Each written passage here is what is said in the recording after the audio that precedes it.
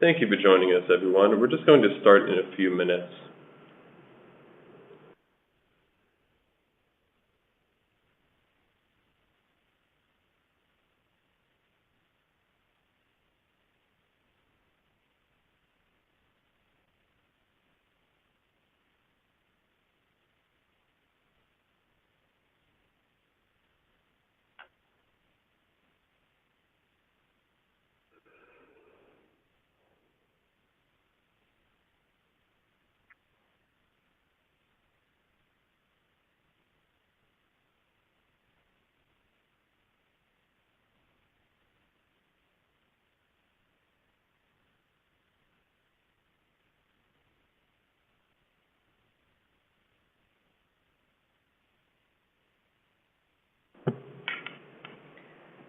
Hello, thank you very much for taking the time to join this webcast today.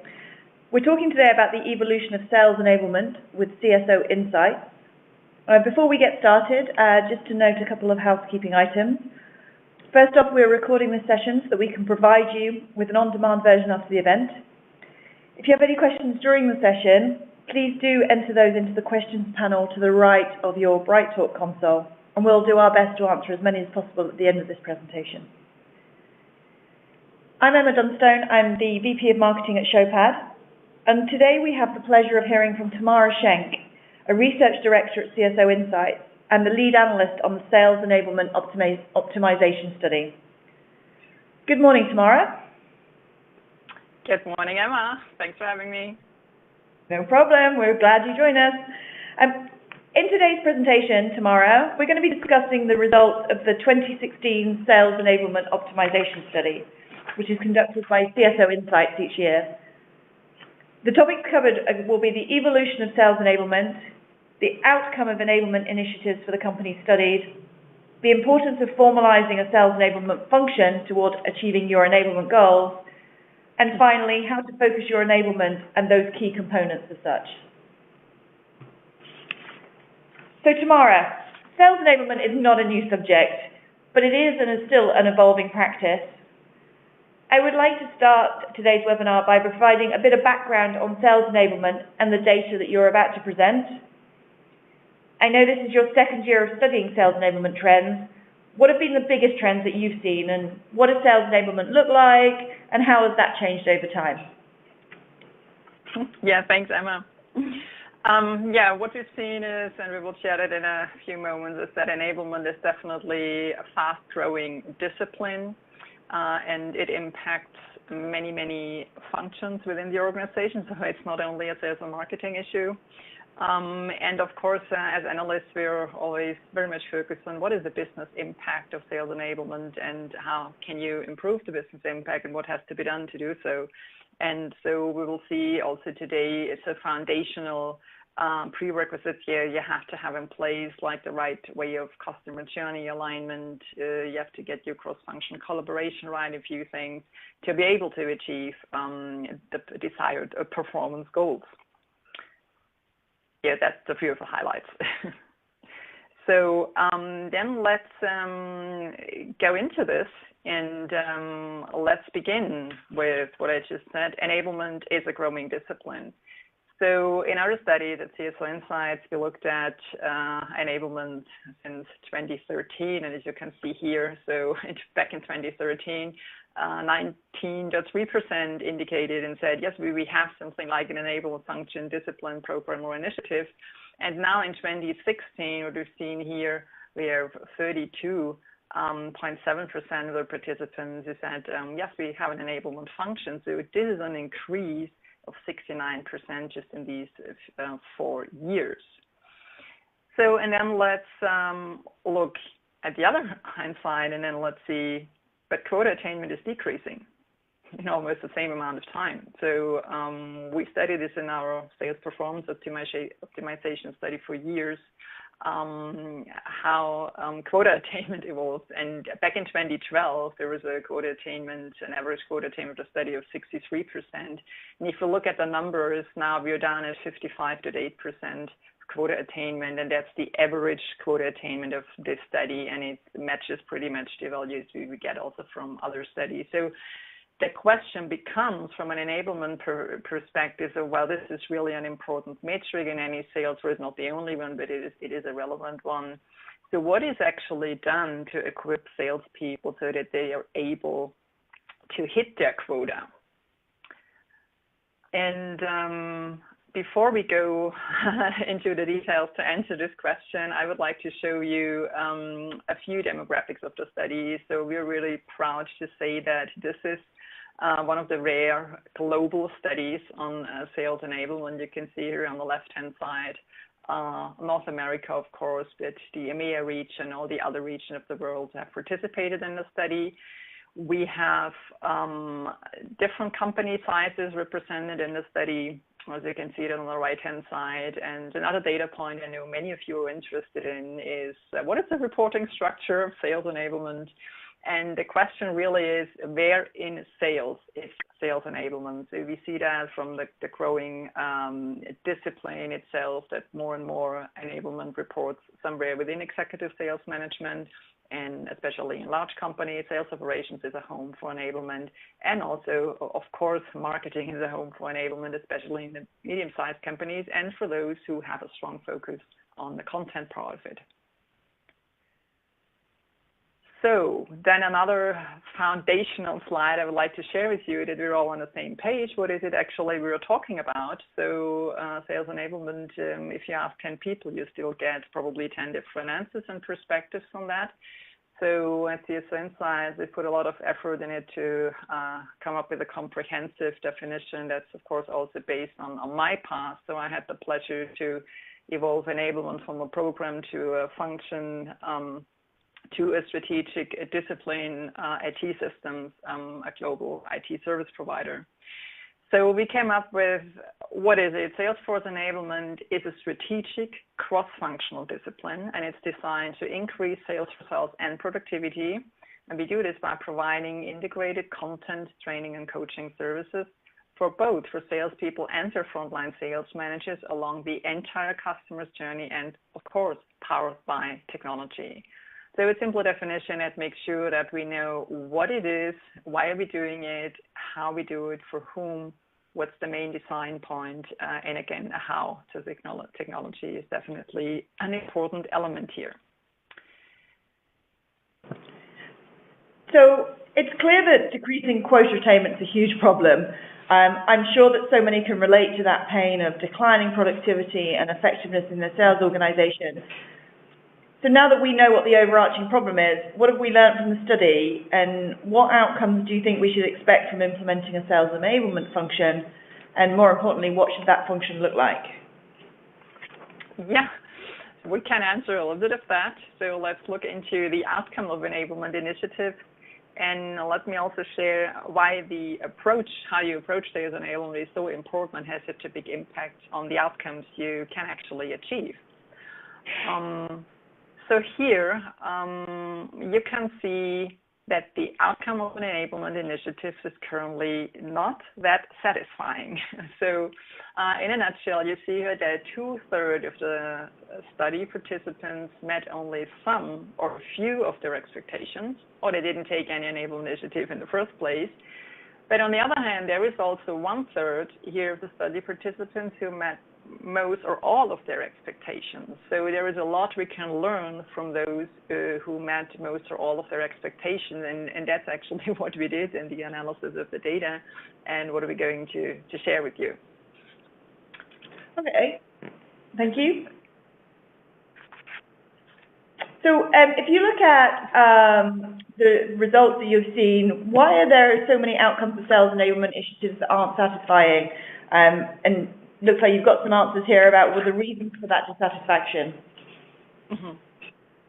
Yeah, we come to a few more, but overall, what we see all over the place is that there is still initiatives or programs that are designed in a project manner. It's still a problem if organizations think in point solutions only. Oh, I need a piece of technology here, and then we solve a problem. The technology can solve a lot of problems, but the homework and the preparation has to be done beforehand. So just as an example, it's like moving houses. So you will probably first clean your basement before you move houses, and this is something similar we just need to do to prepare, for instance, a technology implementation is one part of enablement. And then what we also see a lot is that content and training services are created from different parts in the organization, and that at the end of the day, the messages that come out of that are really not consistent, and they were actually often confusing for the sales force. And then what do salespeople do? They simply switch off the noise. So aligning content and the related training and messaging services together is really a big issue that we'll also see few things on this. And then another element of a good preparation is to get the cross-functional collaboration needs really organized and to set this up the right way. So we'll look a bit more into this. So the spotlight on cross-functional collaboration, what we've chosen is it's a foundational thing, it's a prerequisite, and the first thing really here to know is that enablement is not another word for sales and marketing alignment. Sales and marketing is very important within sales enablement, but there are so many other functions enablement teams have to collaborate with, as you just can see here on the left-hand side of this chart. So we don't want to bore you with all the data on this chart. Just read it in a way that you look, where is the line between the green and the blue? So we have on the left-hand side two categories that talk about need major redesign and needs improvement.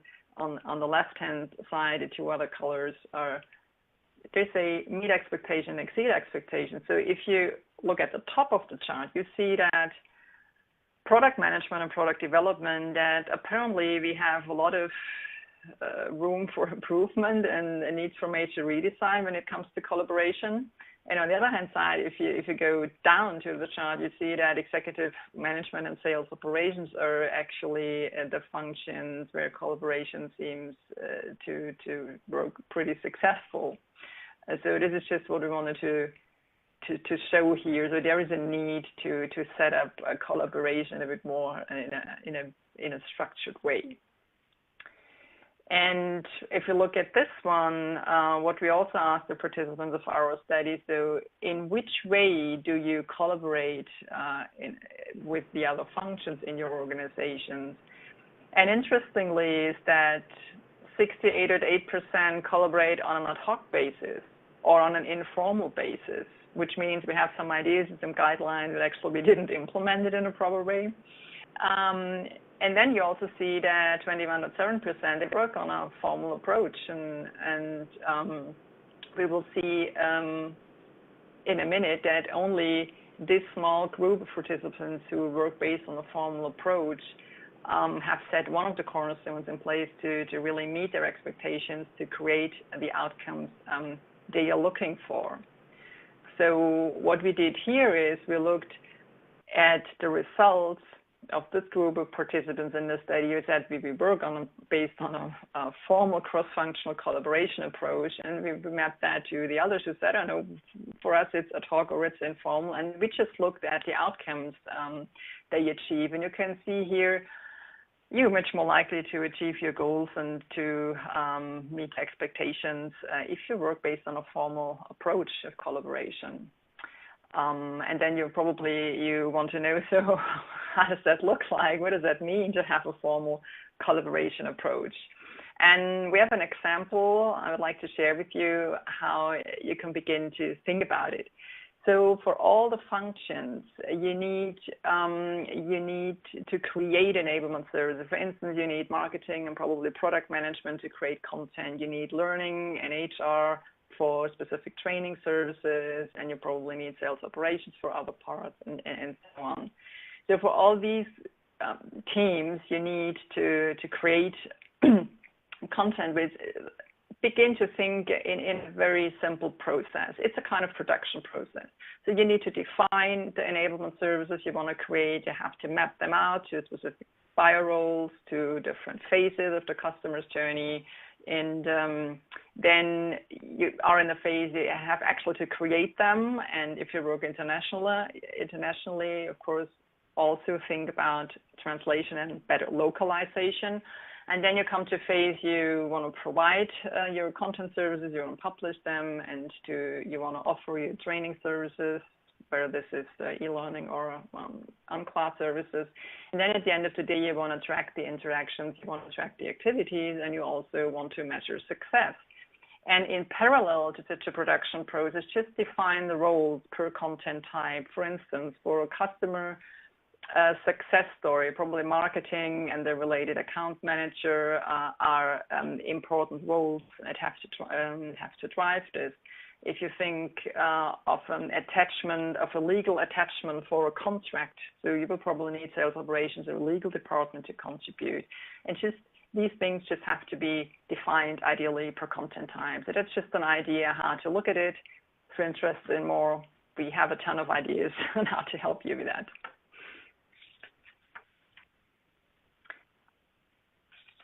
So then let's, of course, look at the role of technology. So not only for cross-functional collaboration, in general, enablement technology plays a big role, an important role. And we were pretty surprised when we looked at the answers to this question. So we wanted to know from our participants, what are the primary methods you use to share content with your sales teams? And interestingly, so many people still email content to sales teams or put that on multiple content repositories, not even being focused on one. And not so many are already working with an enablement platform. And of course, in an ideal world, all of that is also integrated in a CRM solution. So the thing here is, and not only from our data, also from my personal experience, if you provide content in many different repositories, salespeople going to work with a single one, they will just use what they have on their laptop, and it ends up in people sell things you don't want them to sell, and they just use a pricing sheet you don't want them to use anymore, these things. So this is really a cultural change, and it's a change management issue to really organize content properly and to provide that on one platform, ideally with enablement technology piece. Yeah, I agree, Tamara. You know, you can have the best processes in the world, but without the technology, you've not enabled the enablers.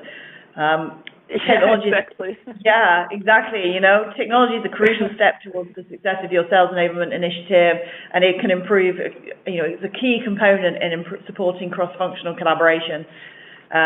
Obviously, tools like Showpad offer a line of sight between sales enablement, sales and marketing organizations, so to enable them to collaborate in a more effective way and to measure performance as they go. But yeah, no, this slide is both scary and fascinating. Yeah, so there's a lot of room for growth. Absolutely. So with so many stakeholders at play internally, it's paramount to the success of your sales enablement strategy that you collaborate across functions. That's obvious. On top of that, it's incredibly important to make better use of both technology and processes, as you've already mentioned. I guess I would like to take a step back for a second for everybody and talk about what goals that our attendees should set for themselves whilst they're implementing or improving a sales enablement function. In your assessment of sales enablement functions, what goals do you use or do you think are important? And as well, we've already talked about the importance of process in building a successful sales enablement strategy. How do you formalize that strategy? You know, we saw that formalization was important. So, you know, can you give us a little bit more insight into that? Yeah, I'm happy to do so. So the key enablement goal, number one, and that was already last year, the most important goal is to increase revenue. So as you can see here, 68.2%, that's really with a lot of distance, the number one goal. And then there are a lot of performance goals that follow this one. So it's about increasing win rates, about reduction of sales cycle length. It's about increasing deal size, increasing margins, and also increase the penetration of existing accounts, or then going for new account acquisition. So a number of performance goals. So on this page here, when we talk about effectiveness, this is really to do the right things. Yeah, and if you have defined what the right things are you want to do and you want to achieve, then it comes to the question, okay, how do we get there? So what do we need to put in place in terms of productivity to get there. And then that's what we asked this year in a separate question: what are the productivity goals you're looking for? And here you can also see there are various goals, and of course number one is to decrease the ramp-up time for salespeople to full productivity. It's about increasing available selling time and providing the content and all these different things. You can see here a lot of productivity goals as well. So for us, it's just because people always struggle with these two terms. So it's simply very important that you define effectiveness first, because these are the right things, and to define effectiveness goals first, because this is what you want to achieve, and then to think about how can I do this in a cost-efficient way, and how can I do this in a way that I can achieve more with less, and that brings us then to the productivity goals. I mean, that's a lot of goals overall. Tamara, how do people actually focus? It's a jungle. Yeah, how do they focus and prioritize those? Yeah, so really came up with this idea. So it's a goal jungle, and it was last year pretty much the same result. And so nobody can achieve all of that at the same time. It is really a mission impossible. So what we've seen are nobody has to achieve everything at once. So it really depends on a few criteria. So first of all, what is your current state and your current maturity level in enablement? And it also depends, of course, on the context of your organization, on the specific selling challenges in your organization, and on where you currently are along your enablement journey. And so we will look in a minute at an assessment tool that can help you to determine this point of departure. And then it's of course also important, where do we want to go? So how would we describe our future vision of success? And only then we can derive and prioritize the goals and the objectives and put all the activities and strategies on a roadmap. And once we've done that, we should put that together in a charter, and then simply focus on what we put together in such a charter. So how do we come to our current state? How do we define, or how do we assess our point of departure? So at CSO Insights, we have an enablement maturity model, and here is just the overview to provide you the core ideas of this model. It actually comes from a random phase, so to say, and then we distinguish between three phases: required, recommended, and world-class. And in the required phase, this is when you begin with enablement. And what we see in the industry, some organizations begin in the training area and others begin in the content area. There is no right or wrong. It just depends on where's the biggest challenge in your organization you wanna tackle. And this is all about organizing a specific domain and structure this domain and make this domain better for the sales force. And then the more you're doing this, and at some point you see, oh, maybe we should connect the dots between the content domain here and some kind of training services that come from another department, and we still have implementation issues. So maybe we should also integrate our frontline sales managers and look at if they coach and how they coach, and if that would support our enablement initiatives. And you have a stronger focus on the customer's journey. From a technology perspective, you look more on how to leverage technology, maybe also how to integrate it into your CRM landscape. So long story short, you come from an organized state to a scalable state. Actually, in the recommended level, which is the level you should be doing, you create a scalable platform for sales performance and productivity. And then world-class level, I'm always saying we all need ambitions. What we call customer core enablement. It is all about driving adaptive capabilities, adaptive skills across the sales force, leveraging more and more the sales manager role and the coaching approach, leveraging all kinds of technology, also analytics, and to really be focused on enabling customers to make their right decision. So this is how you can determine your current state, where you are. Yeah, and one thing I'd like to highlight here is that the purpose of this maturity model isn't to put yourself as high or as far to the right as you can, but to be really honest with yourself. You know, you need to know where you currently are, not where you'd like to be, so that you can assess the point of departure, as you mentioned, and make the right next decision.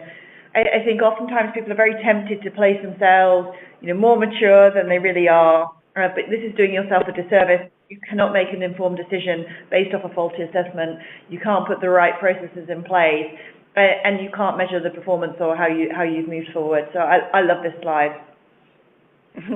Thank you. Yeah, I couldn't agree more. This is all about defining where you are, and then only then you can decide what's the next required action. Yeah, exactly. That's the challenge with defining the point of departure. And once we've done this, we've already done a lot of the work we need to do to create a charter. And what we mean by that is a vision and strategy charter. So ideally, at the end of the day, you have that on one sheet of paper. So during this process of assessing your current state, you probably assess, well, what are the target groups I'm actually here for, I'm working for? Do I provide service for salespeople only or also for sales managers? Whatever it is, it depends on your current state, no right or wrong, but just be clear about it and define it. And when you define your vision, where you want to be in the future and how you describe that and also how you would like to measure that, then also define your mission, how you want to get there, and also think about a strong statement about your purpose. Why are you existing? What is it specifically only you and your organization can drive forward? And when that's done, then it's pretty straightforward to derive the objectives, to define all the necessary activities, to put that in a strategy, put that on a timeline. It means you create roadmaps for what you're doing. And then we always recommend be very specific in the enablement services you provide. If you currently provide content services only, if you created new wonderful playbooks, and you implement an enablement solution, then just define what you currently do and then define what you're going to do within the next time frame. And also don't forget to mention how you measure success. So we also recommend to look at milestones. So when you begin, you will look at milestones in the beginning, especially when you implement something. And then you look at the productivity KPIs first. So how much can I do and how much can I do with less? And then you come and when you get more and more traction within the organization, then you will also be able to measure sales performance KPIs, which means actually what happens in the sales funnel. And for a sales enablement leader, this is really your internal selling tool. And I don't get tired to hammer that home because I've walked in these shoes. So 50% of your time, especially in a large organization, is internal selling. It's one of the key roles in sales enablement. And every week, every day, somebody will have a great idea what sales enablement could do for the sales force. And you cannot do everything. I mean, you can spend your energy on 1,000 things and actually not achieving anything. So it's really important to have this foundation of a charter. And then it's much easier for you to deal with new requirements and to explain why you will focus on this one, but not on that one right now. So actually, and that's physics, that's science, energy has to be focused to create the movement you're looking for. And something I'd like to add here as well is that this strategy charter isn't just an exercise on paper.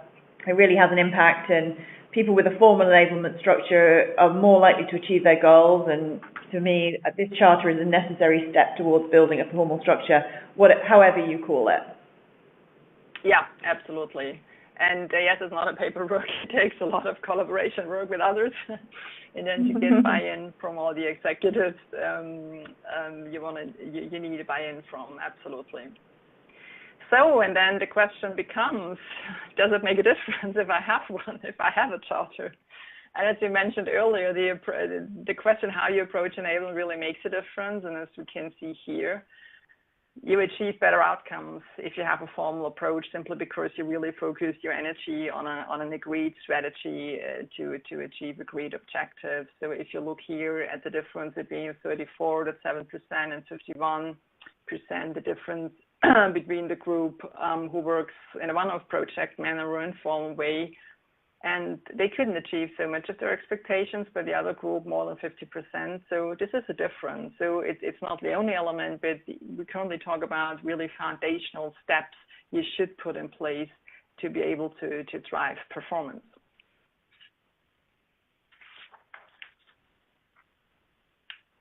So to reiterate then, Tamara, we learn to focus our sales enablement efforts by understanding our current state, assessing our maturity, and formalizing our processes. But after we've done that, where do we start? What do we need to do in order to focus our efforts and reach our goals? Yeah. So we've selected 3 areas we would recommend to focus on if that's not already done in an organization. And so the first one would be to hammer home this customer journey thinking, this customer core enablement approach. So we live in the age of the customer, so customers still make the buying decisions, whatever we automate internally. And more it's important how we sell rather than what we have to sell. And this is one of the reasons why the discipline actually exists. And what does that mean? What is the impact of customers' journey alignment? So we looked in this study at participants who said, I know actually we don't have a lot of alignment between a customer's journey and our sales process, or some said, we are informally aligned. It means we have some guidelines and we mapped this out, but actually we didn't implement that so pretty well in our sales process. Others said, yes, we have done that. Done that once, this is formally implemented.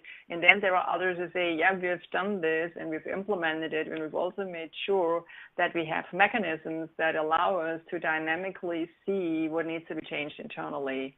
So that means with tracking abilities in enablement technology, you can see what's the result of different interactions with prospects and customers, what's successful, what's working, what's not.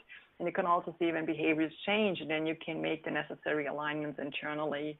And if you look at quota attainment, so we have seen that the study's average quota attainment was 55.8%, and only the group with a dynamic customer journey alignment could achieve 63.4%, which is an improvement by 13.6%. I mean, that's a lot. So the percentage point difference is smaller, but the actual improvement is 13.6%. So I think it's a number sales leaders cannot ignore. So then the question becomes, okay, and how many people in your study have this kind of alignment?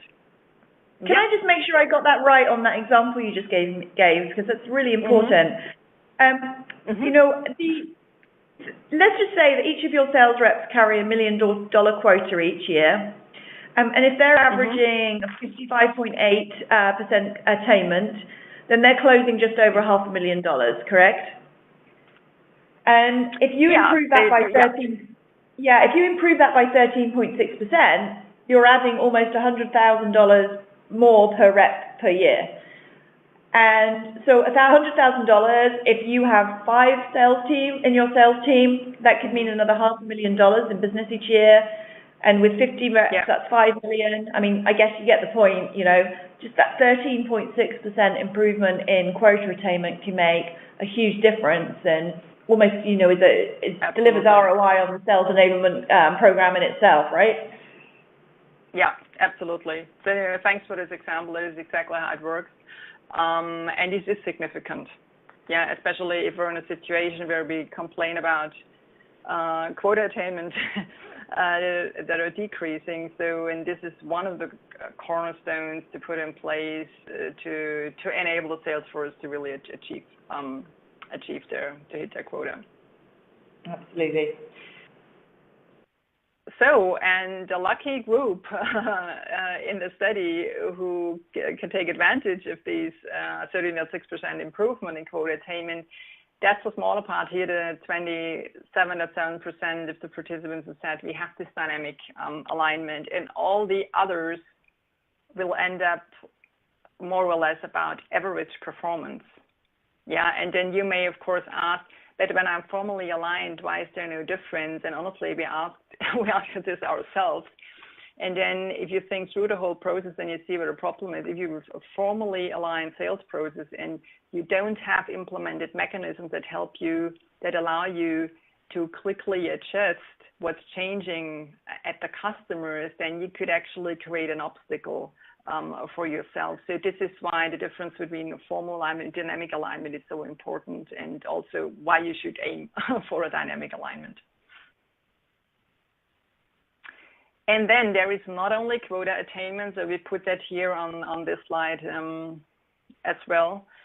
So we also looked at the impact on win rates, loss rates, and no decisions. And you can see here, if you take specifically the win rate as an example, the average win rate of the study was 46.2%. And you can see here, only with a dynamic alignment, you have a significant improvement of the win rate, around 14.7%. So the win rate here is about 53 to 2%, I guess. So also this is a 2-digit improvement. And on the other hand side, and you can be lucky about this, if your loss rate goes down by 9% and your no decision rate can be climbed by 8%, so these are all good news. And also you see here, only the dynamic alignment group can actually take advantage of this.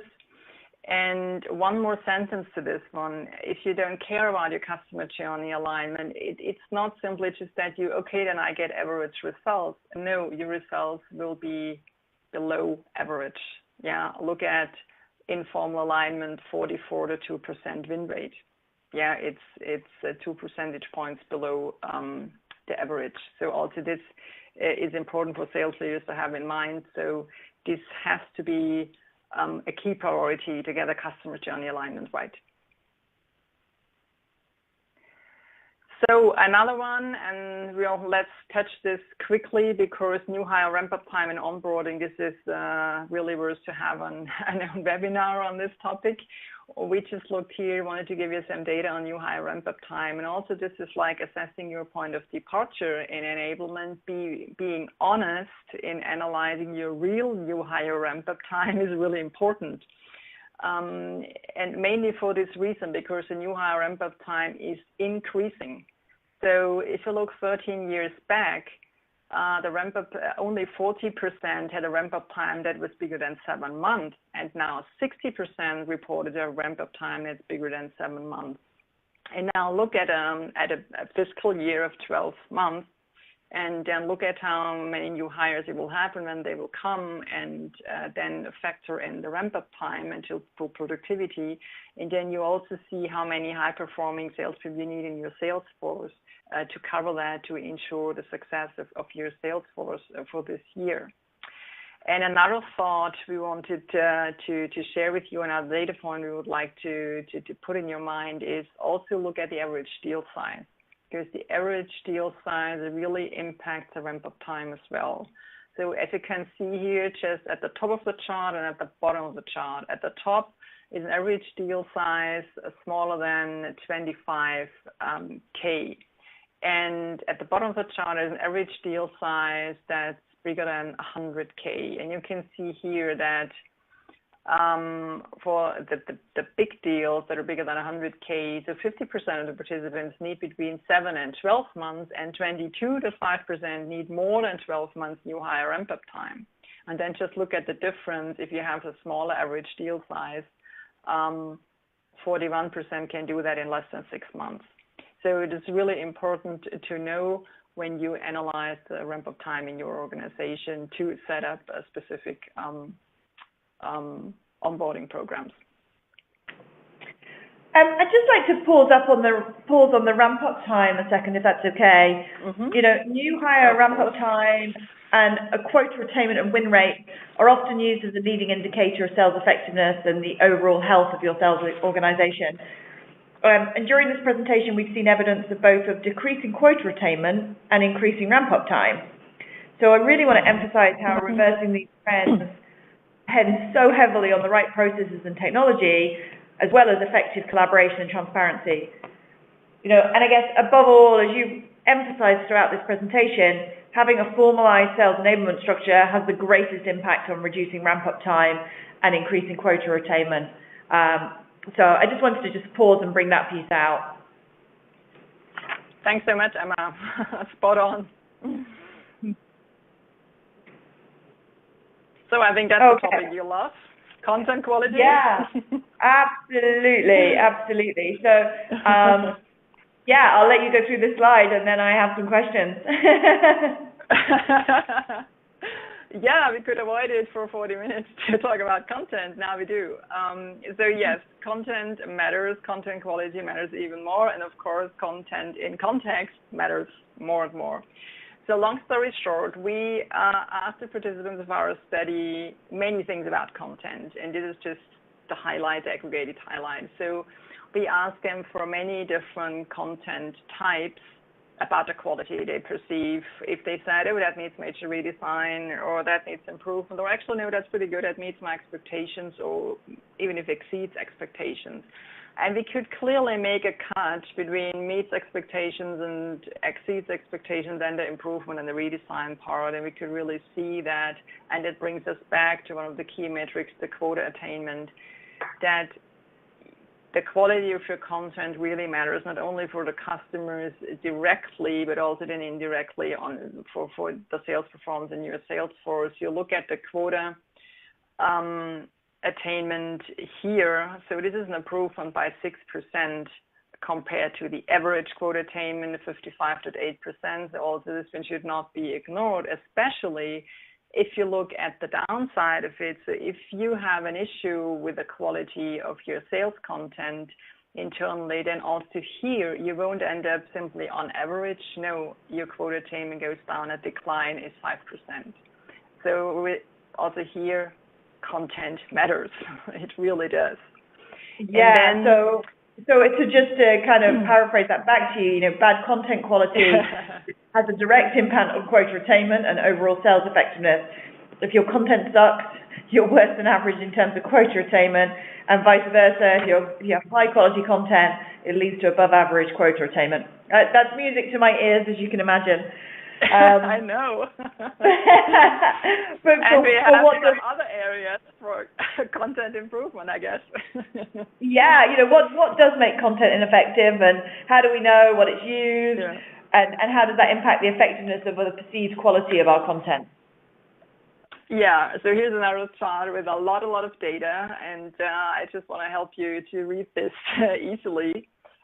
We wanted to know from the participants of our study, which content types do you use in which phase? So to make it very simple, we had 3 main phases. What are you using in the customer's prospects awareness phase, and customers think about a challenge and they have to make a decision, do I tackle this or can I just postpone it?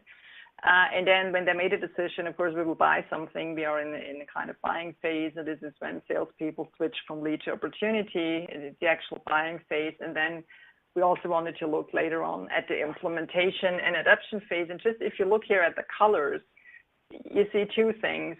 There's a lot of dark blue on top, and that's email template and white papers are apparently the top content assets for the prospecting phase.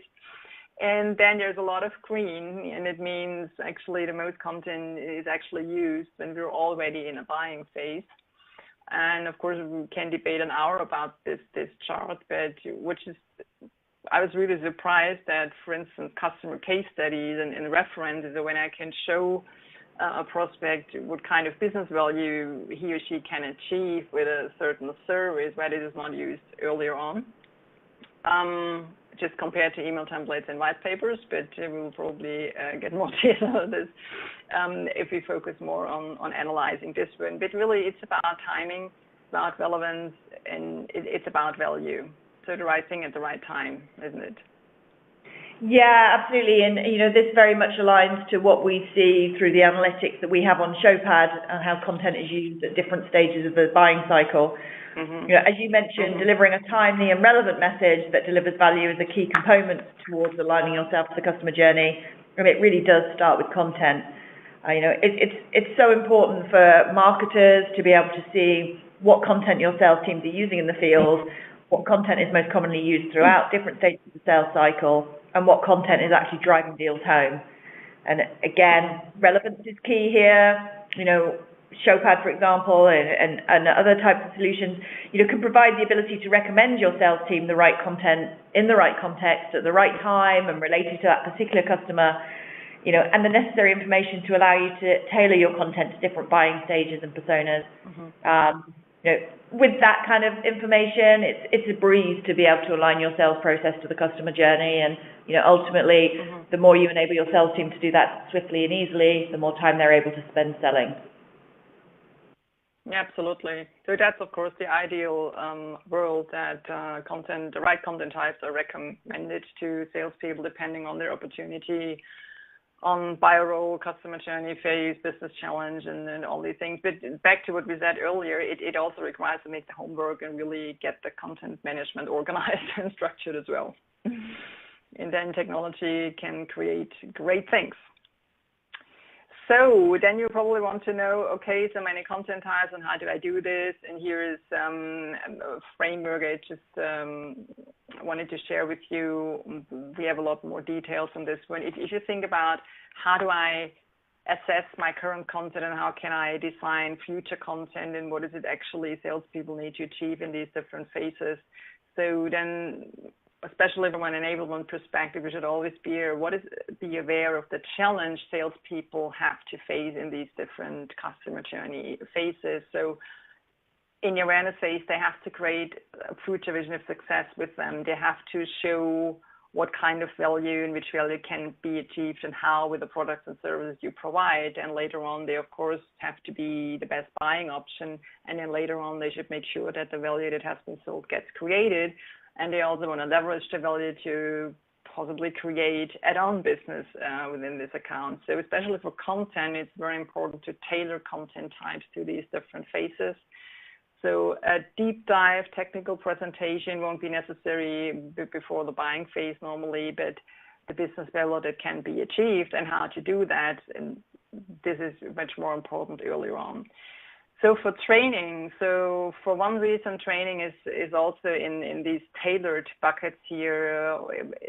This is when it's about product training, and you also want to share the relevant value messages, because the value messaging thing is as dynamic as content itself. It all has to be tailored to different roles, to different situations. And other sales trainings on skill strategies and expertise, they're actually relevant along the entire customer's journey. And that's the same thing for coaching services, for sales managers. And ideally, you get all this powered by technology in an integrated way. And if you want to bring it down to four buckets, then it's a lot about people, process, technology, and skills and knowledge. Is just another way to just show, to extract what we've just shared in the framework earlier. All right. Thank you very much, Tamara. We have a few questions that have come in on the chat. So I'll give you 2 seconds to have a breather, and then I'll start firing those at you. The first one that we have relates to the section that you talked about on dynamic alignment. Someone just said, can you redefine dynamic alignment and just remind us what that means? Yeah. So the difference between a formal and dynamic alignment is basically that in both cases, you assume the customer's journeys map different use cases, how customers buy different services and products from your organization. That's all defined. And in a formal way, you simply map that to your sales process and think, oh, that's it, we have done that, and now we are fine with it, and you move on. And in a dynamic way, you also see, in the age of the customer, there's also dynamic, and our customers will probably change their behaviors along the way, and we all know they do, and they change behaviors pretty often, and in one industry in a different way than in another way. So the dynamic approach really ensures that you have mechanisms in place, that you track their behavior, that you understand their behavior, and that you have mechanisms in place that allow you to quickly adjust what has to be adjusted in your internal process landscape. That's the difference.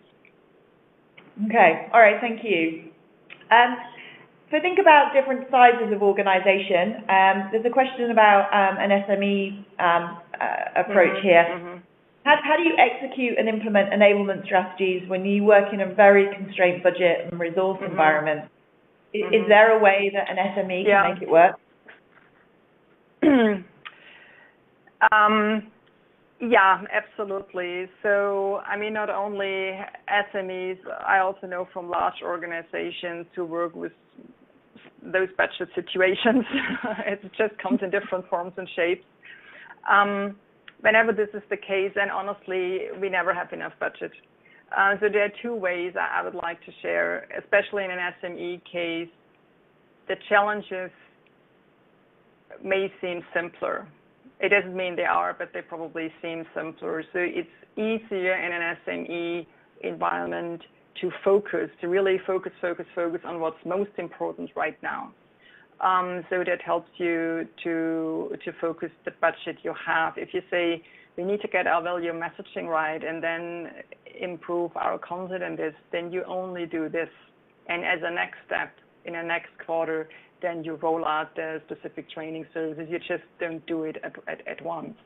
Or in terms of technology, I mean, technology is available in very different price ranges and you know, from simple solutions to high sophisticated solutions. There are nowadays really good alternatives also if you have budget issues there to get this done. And then cross-functional collaboration also in smaller organizations, that should sometimes be easier, but you can work a lot with budgets from others. And I mean, honestly, I've done that a lot in my previous role. I never had the budget I've used. I was in a situation that I collaborated a lot with HR, and they were happy that somebody from sales actually was talking to them. So we could use budgets together to provide services. And I think that's always a way and also an advantage of collaboration. And then sometimes, not so much in SME, but in constrained budget situations, decisions are made in committees, no longer in your department alone. And if you have budget pools, the decisions are made in committees. It may take longer, but you have a better buy-in. So that could also be a way to deal with that. Okay. The last question that we've got in on chat. I hope. I hope so. Yeah. I hope so. Whoever sent that question in, if you find that you need more information, just do let us know, and we can definitely endeavour to find that for you. So the last question that's in on chat at the moment, if anyone else has any, now's the time to put those in. This question pertains to sales effectiveness and sales productivity, which we talked about the difference a little bit. What metrics do you think are the most important? You know, there is so much to measure. What's the metrics that are most important to measure for each? And between the two of effectiveness and productivity, what's most important to focus on? Let's start with the last part of your question. Define the right things to do first. Define what you want to achieve. For instance, if you are in an emerging market, probably to grow fast enough is your biggest goal. If you are in such a situation, you will probably have a much higher focus on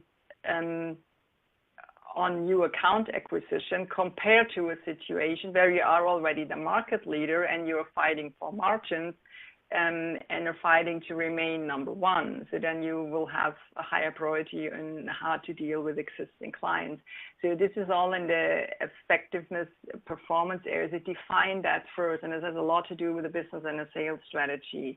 And then look at it, okay, where are actually our biggest challenges? What should we solve first? It can be available selling time, it can be reporting obstacles. It can be people don't find the content they're looking for because we have it on 30 different repositories. So maybe we should work on this and reduce it down to one. Then I would really make a list and really prioritize depending on the effectiveness goals you defined first. And okay, then what you measure depends on exactly what you decided on in terms of the strategy first. Gotcha. Okay. All right. Well, thank you ever so much for your time today, Tamara. I really appreciate it. And everybody that's joined us to listen. Thank you also for dialing in, and I hope it's been useful for you. This will be on demand, so you'll be able to listen to it again or share it with any of your colleagues if it's of interest to them as well. In the attachments and links, there is downloads for the full report and infographic that covers some of the key points. So again, take a look through at the resources available, and if there's any more information that you would like to have on the annual survey, then please don't hesitate to reach out to us. Cool. All right. Well, Tamara, thanks again. Thank you, Emma, for having me. It was a pleasure. That's great. Thank you, and have a great rest of the day, everyone. Bye. Thank you. Bye-bye.